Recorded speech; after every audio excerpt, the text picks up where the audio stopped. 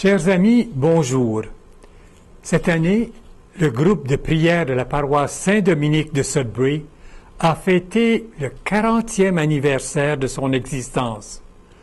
Pour en parler, je reçois d'abord la responsable du groupe de prière de la paroisse Saint-Dominique, Madame Micheline Liard. Bonjour Micheline. Bonjour.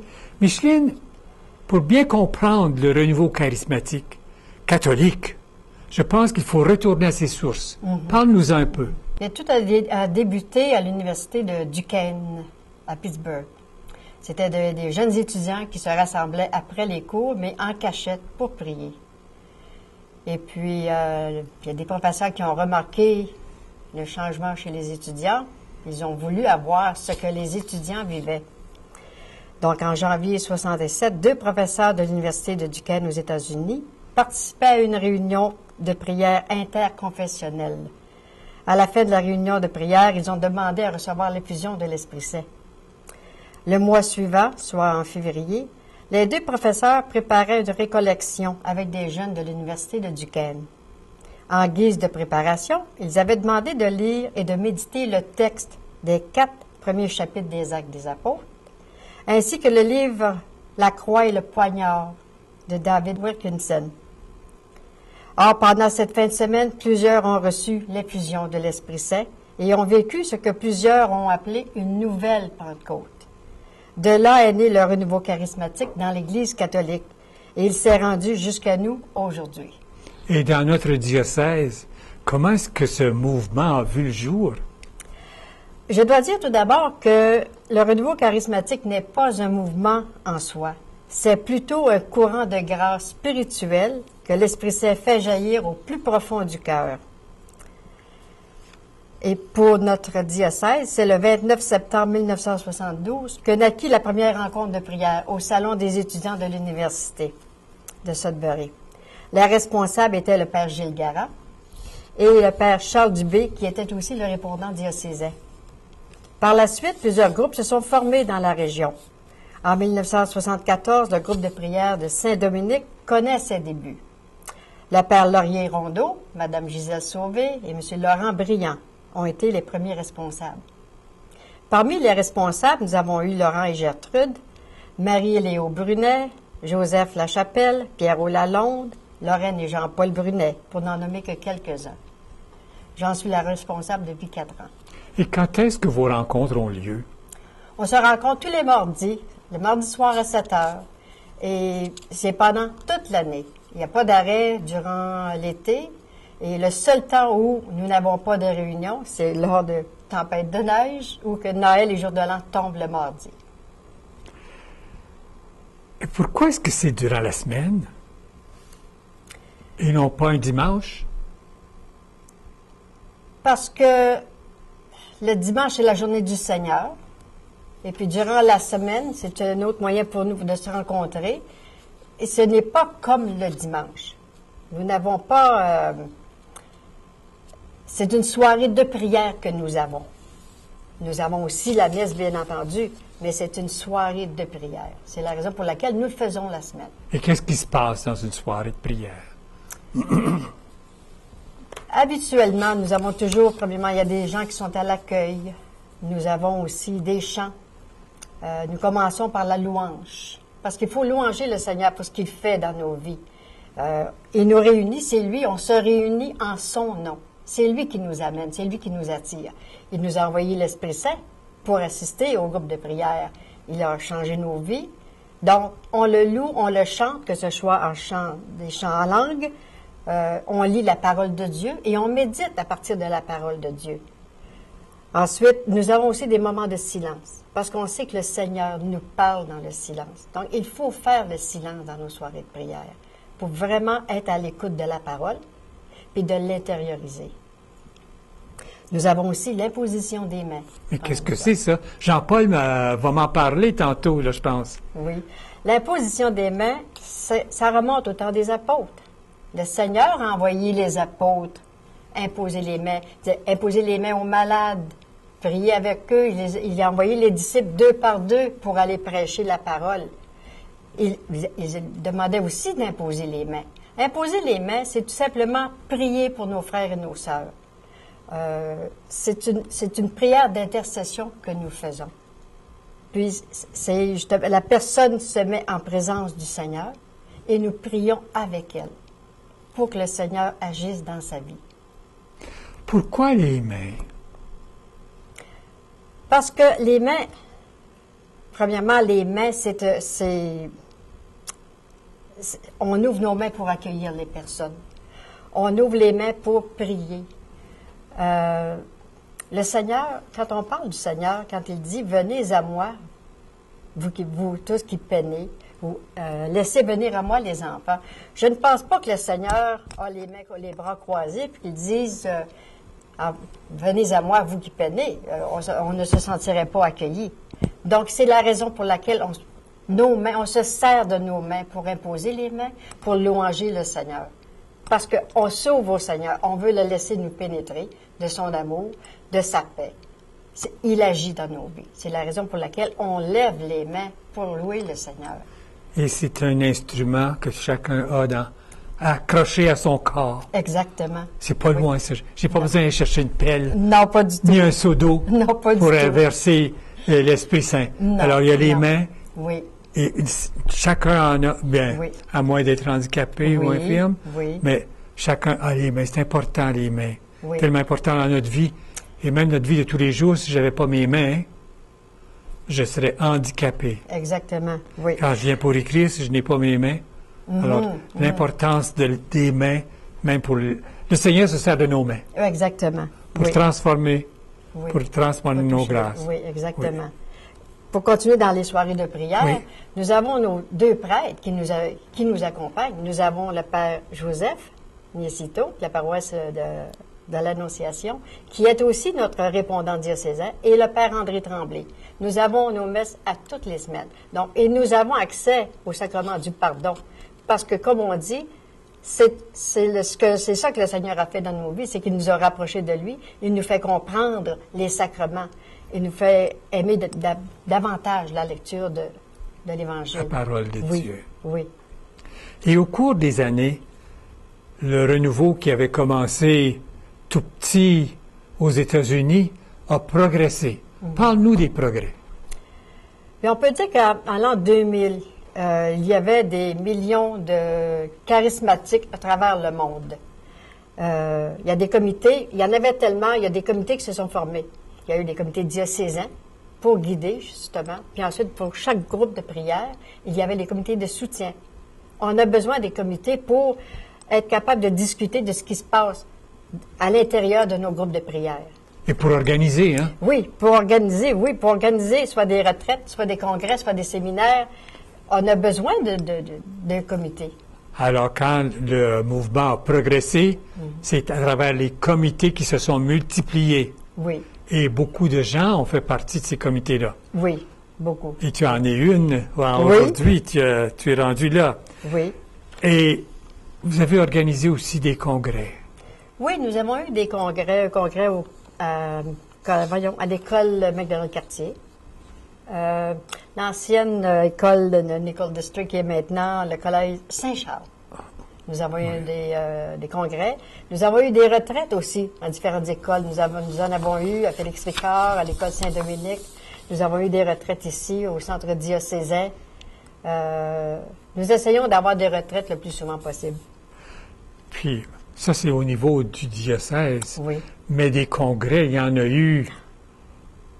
Tu es allé ailleurs pour certains congrès, toi? Mon premier congrès à Montréal, c'était, je crois, en 77, je crois. C'est pas longtemps après la fondation, quelques années. Oui. Et là, il y avait du monde. Oh mon Dieu, qu'il y avait du monde. Oui, c'est vrai. Ça avait déjà progressé. Oui, en 77. Exactement. Alors, il y a eu de ces congrès-là. Il y en a encore des congrès de ce temps-ci, des grands congrès nationaux. Oui, il y en a eu un à Trois-Rivières. Le 6, 7 et 8 juin, il y a eu un congrès à Trois-Rivières. Et puis, si je ne m'abuse, il y en a un autre aux États-Unis, je crois. Je lisais à propos des Haïtiens qui vivent aux États-Unis. Eux s'organisent un congrès pour les anciens Haïtiens aux États-Unis. Alors, C'est extraordinaire, les congrès qui ont lieu encore aujourd'hui. Oui, oui. Et le mouvement est très fort dans certains pays. Oui, c'est vrai. Très, très fort. Oui.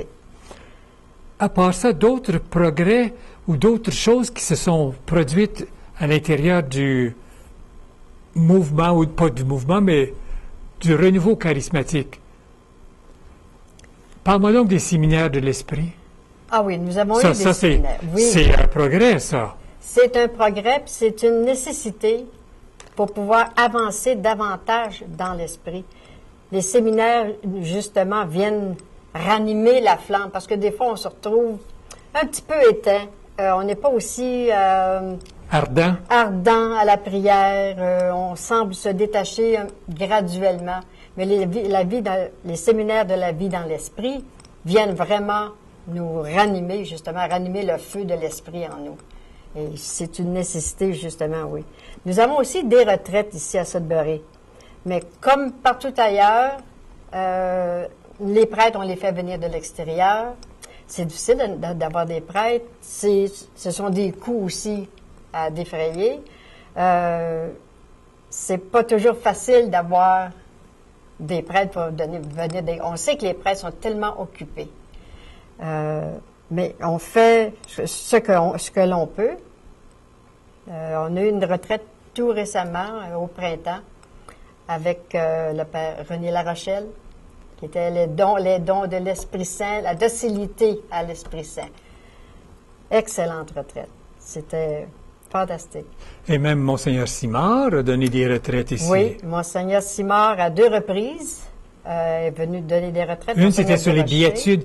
Monseigneur Simard en était une sur les béatitudes. L'autre sur la miséricorde de Dieu. Ah, extraordinaire. Oui. Les 2 retraites de Monseigneur Noël Simard étaient extraordinaires. Excellent. Oui. Et tu parlais de Monseigneur Durocher aussi. Monseigneur Durocher, il y a plusieurs années, oui, il était venu aussi. Nous avons eu plusieurs conférenciers, vraiment.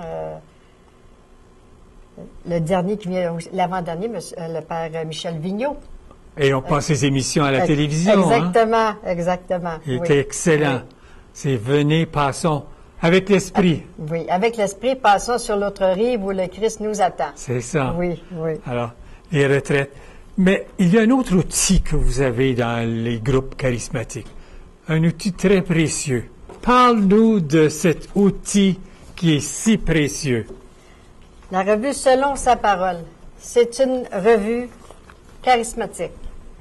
Elle est publiée 5 fois par année. Elle est publiée 5 fois par année. Et quel est le titre? Si tu savais le don de Dieu. C'est la dernière copie que nous venons de recevoir. Et puis, c'est ça, si nous savions le don de Dieu, on se tournerait beaucoup plus vite vers lui. On se laisserait vraiment habité par lui, si on savait le don de Dieu. Il est fantastique, oui. Et qu'est-ce qu'il y a dans ces revues?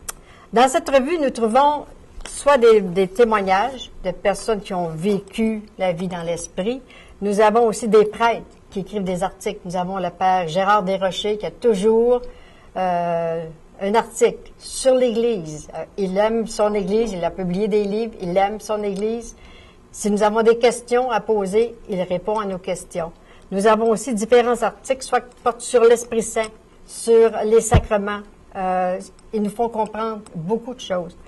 La revue, selon sa parole, elle paraît 5 fois, comme je l'ai dit tout à l'heure. Elle se veut un carrefour d'échanges, d'enseignements et de témoignages sur la vie dans l'esprit, et aussi un instrument de liaison entre les groupes de prière du renouveau charismatique catholique. Le nom de la revue, selon sa parole, rappelle que le don de l'Esprit Saint réalise la promesse de Dieu à son peuple.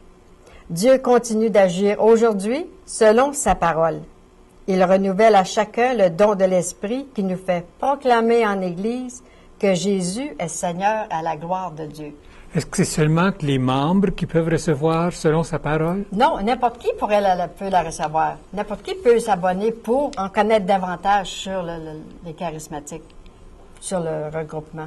Comment est-ce que je pourrais m'abonner si je le désire? Vous avez à l'endos... Je pense qu'on pourrait t'appeler, toi, Micheline. Certainement, Hein? oui. C'est pas plus compliqué que ça. Je répondrai à vos questions, certainement. Puis tu aimerais donner ton numéro de téléphone, ou bien il est dans le livre de téléphone, mais... Il est dans le livre de téléphone. Oui. Mais bon, oui, tout le monde, la plupart qui me connaissent connaissent mon numéro. Et si on ne le sait pas, on peut appeler ici au diocèse. Exactement. À 674-2727. Alors, ça, on peut s'adresser ici, puis dire, bien, comment est-ce que je peux m'adresser à la revue selon sa parole? Mais Micheline, le temps avance. J'aimerais que tu me dises ce que vous avez fait pour signaler votre 40e. Bien, tout d'abord, le groupe de prière a fait l'animation à la messe de la paroisse à 10 heures, le 8 juin. Il y avait des lecteurs, une lectrice, ministre de communion, il y avait une chorale, il y avait des personnes qui ont apporté les offrandes.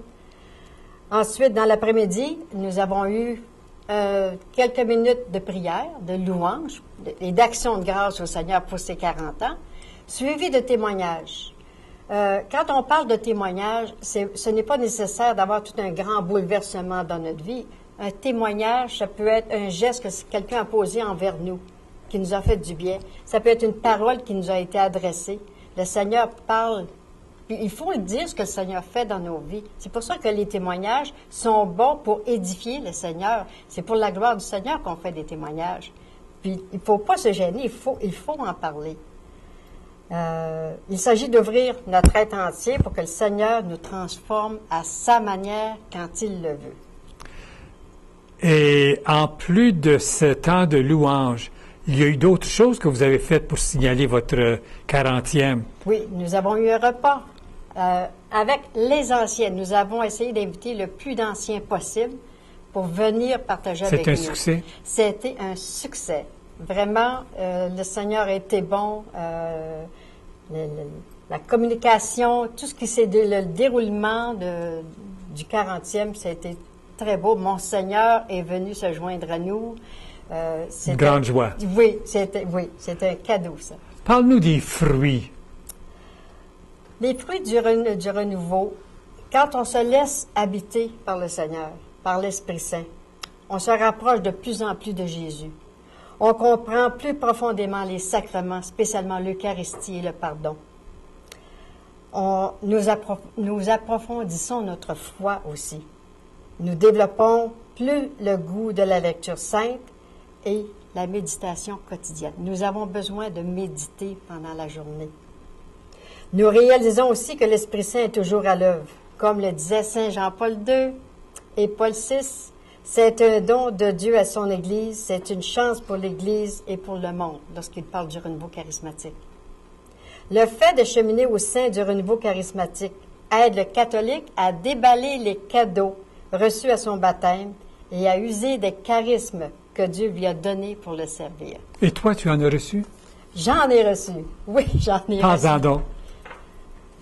À titre personnel, je peux dire qu'il y a quelques années, je n'aurais pas osé faire ce que je fais présentement.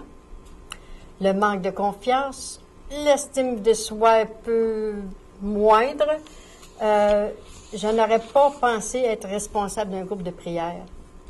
Et je me rends compte qu'au fil des années, le Seigneur m'a donné plus de confiance en moi-même.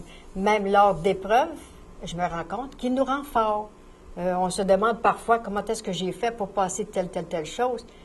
Mais c'est le Seigneur qui agit en nous. C'est lui qui est notre force. C'est lui qui nous donne la nourriture dont on a besoin quand on en a besoin. Et Micheline, j'aimerais qu'on écoute un de mes bons amis, Jean-Paul Brunet. Parfait. Ce bon ami qui fait partie des groupes de prière depuis plus de 30 ans est Jean-Paul Brunet. Bonjour Jean-Paul. Bonjour Émile. Jean-Paul, dis-moi donc comment tu as connu le renouveau charismatique. Mais comme Lorraine, mon épouse, elle était là-dedans, d'un groupe de prière. Puis une fois, elle avait été à une retraite, hein, puis là, quand elle est arrivée, là, elle était toute joyeuse, souriante, elle était vraiment vivante. Puis là, je la regardais, puis j'ai dit, mon Dieu, j'aimerais ça, avoir ça, moi, hein? Parce que j'avais un vide dans de moi, puis j'ai dit, j'aimerais ça vivre ça. Mais j'ai dit, là, on va faire un pas en avant, puis on va aller voir ce qui se passe. Et parle-moi de ton vécu là-dedans. Mon vécu, Mais quand j'arrivais la première fois au groupe de prière, là, ben, j'avais pas aimé ça trop. Tu sais, je ne vais pas rentrer dedans, puis j'avais pas aimé ça. Et puis, là, ça me poussait d'aller une deuxième fois. Toute la semaine, ça m'achalait à ça. Fait que j'ai dit, OK, je vais me retourner. Là, quand j'arrivais là, le soir, je ne me rappelle pas trop de cette soirée-là. Mais je me disais à moi-même, Seigneur, viens m'enlever la peur puis la gêne. Parce que moi, j'étais bien gêné. Puis, j'étais peureux, j'étais comme un lièvre. Hein? Fait que là, après le groupe de prière, c'était la messe en haut. Puis quand on est arrivé après la communion, j'ai vraiment crié vers le Seigneur. Mais dans mon cœur, par la tour de mon cœur. J'ai dit, Seigneur, viens m'enlever cette gêne-là puis cette part-là. Parce que moi, là, je ne peux plus vivre de même. Puis je dis, c'est pas tout, Seigneur. Moi, je te demande de vivre que c'est que ma femme vit comme c'est là. Fait que, après la messe, je sors de mon banc. Il y avait un monsieur qui arrive vers moi, il dit, hey, tu demandais quelque chose, Seigneur, toi, ce soir? J'ai dit, oui. Puis il dit, comment est-ce que c'est ça, lui? Moi, je ne veux pas parler, là. Puis il dit, t'aimerais-tu te faire imposer les mains? Imposer les mains? J'étais pas trop certain que c'est que ça voulait dire. J'étais trop gêné pour dire non, j'ai dit oui.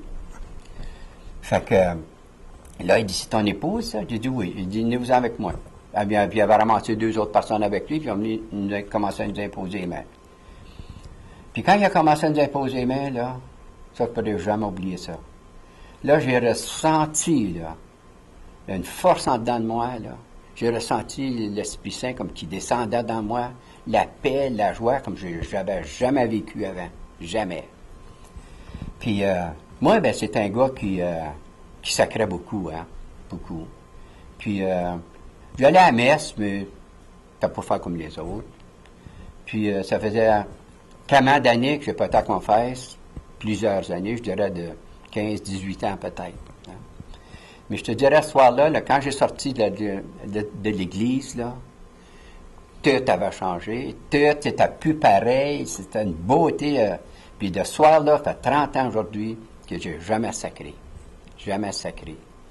Puis là, ben, à peu près 2 semaines après, là, il y a quelque chose qui me poussait là, pour aller à confesse. Hey, ça veut dire, là. Fait que là, j'ai dit, là, il faut que je me trouve un prêtre. Du coup, je m'ai décidé qu'une journée, puis j'ai parlé avec le prêtre.